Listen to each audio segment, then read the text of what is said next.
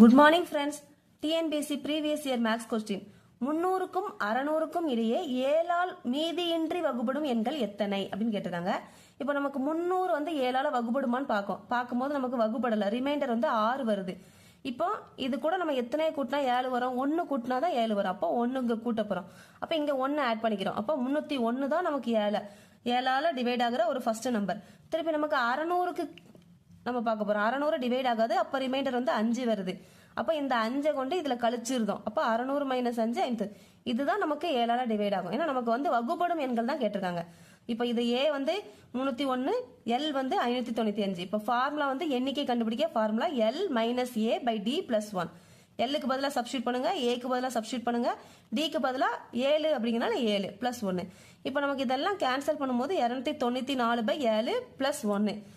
A = n = 40.